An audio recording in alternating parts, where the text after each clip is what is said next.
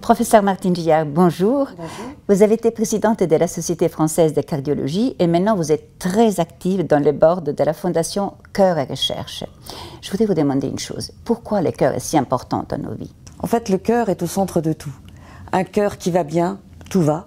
Mais par contre, lorsque le cœur commence à ne plus bien marcher, eh bien c'est dramatique. C'est-à-dire qu'on a d'autres maladies, bien entendu, et ils ont souvent des traitements un petit peu dits agressifs. Et si le cœur ne marche pas bien, eh bien on ne peut pas utiliser ces traitements agressifs et donc on ne peut pas traiter ces maladies.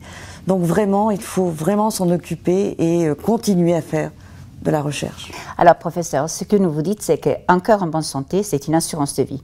Mais alors, quel est l'impact d'un cœur qui serait en mauvaise santé sur nos vies? Alors par exemple, un cœur en mauvaise santé peut expliquer une grande partie des accidents vasculaires cérébraux. Un cœur en mauvaise santé va faire que le patient va avoir une qualité de vie qui va être énormément dégradée. Un cœur en mauvaise santé va faire que, par exemple dans le cancer, où on a des traitements qui sont assez puissants, eh bien ils vont avoir un retentissement sur le cœur. Et s'ils ont un retentissement sur le cœur, eh bien on ne peut plus traiter le cancer. Donc c'est vraiment, vraiment très important. Tout est lié en fait. Tout est lié, exactement. Exactement. J'ai la responsabilité de présider le comité de soutien de la Fondation Cœur et Recherche. Et le constat est accablant. Il n'y a plus assez d'argent pour la recherche en France. Ça paraît incroyable, mais c'est comme ça. La recherche en France a toujours été, et en cardiologie a toujours été très importante, mais on a l'impression que maintenant on nous dit non, non, ça y est, c'est bon, il n'y a plus besoin d'en faire. Si, je pense que beaucoup de choses restent encore à faire.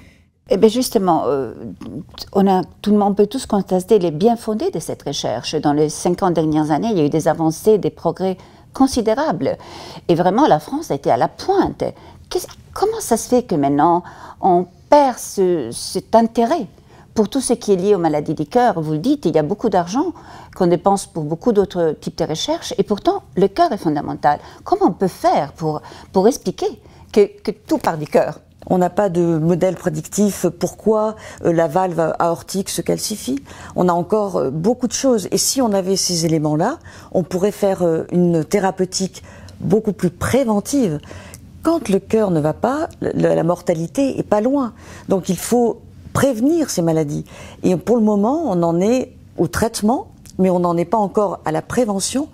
Or, la prévention, tout reste à faire. Quels sont les domaines dans lesquels cette recherche est vraiment indispensable? Vraiment, si vous aviez fixé 4-5 domaines dans lesquels il est vraiment indispensable de s'attaquer à faire une recherche de fond pour sauver des vies. Alors, j'aurais dit d'abord, bien sûr, la première cause de mortalité, par exemple, chez la femme, qui est la maladie cardiovasculaire. Donc, il faut le coronaire, je veux dire, donc il faut trouver des traitements et puis surtout de prévenir une rupture de plaque, de faire de l'éducation une information. Il y a l'insuffisance cardiaque. L'insuffisance cardiaque, c'est vraiment très grave. C'est-à-dire que l'insuffisance cardiaque, on a une mortalité qui est très très importante dans les 2 ou 3 ans qui suivent, surtout si les patients font des rechutes. Donc pourquoi ces patients font des rechutes? Est-ce que les traitements sont bien adaptés? Est-ce qu'on ne pourrait pas faire une prévention? Est-ce qu'on ne pourrait pas organiser un système de prise en charge différent? Donc tout ça nécessite de la recherche. Il y a la mort subite. Exactement, la mort subite. Sur laquelle on pourrait faire de la prévention, on pourrait faire de la recherche, etc. Il manque vraiment de l'argent pour le faire. Voilà, vous parlez de femmes, vous savez que je me bats depuis longtemps et je continue à me battre pour l'égalité entre hommes et femmes. Et il y a quelque chose qui est une injustice qui est avérée, c'est que les femmes ne prennent pas soin d'elles, elles oublient les maladies cardiovasculaires, elles sont les premières à oublier les maladies cardiovasculaires et à ne pas prendre soin d'elles. Et je crois comprendre qu'il y a aussi un constat accablant, c'est-à-dire que la mortalité des femmes jeunes a augmenté de 25%. C'est-à-dire qu'en fait, on est au XXIe siècle, la mortalité due aux maladies des cœurs chez les femmes a augmenté de 25%, ce qui veut dire qu'il y a vraiment urgence à prévenir. Dites-nous qu'est-ce qu'il faut faire. Alors je pense qu'il faut d'abord rechercher pourquoi on a cette augmentation ces dernières années de la mortalité de l'infarctus chez la femme jeune, augmentation de 25%, comme vous l'avez signalé, et donc de pouvoir expliquer pourquoi on a ça. Donc ça c'est Eh ben, on ne sait pas. Il faut rechercher.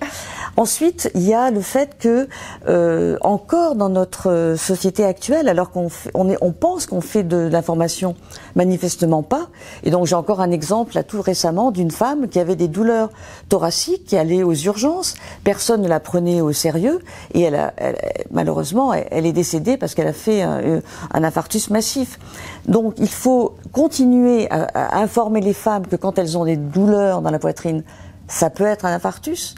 Il faut informer la population que quand une femme a des douleurs dans la poitrine, ça peut être un infarctus, et notamment nos réseaux médicaux qui ont tendance à se dire 42 ans, oh non, c'est pas possible, c'est autre chose, et de ne pas prendre en compte. Donc il y a la recherche, pourquoi on a cette augmentation chez la femme jeune, quel est le type de sa maladie. On sait qu'on a des maladies un peu particulières, mais est-ce que c'est tout ?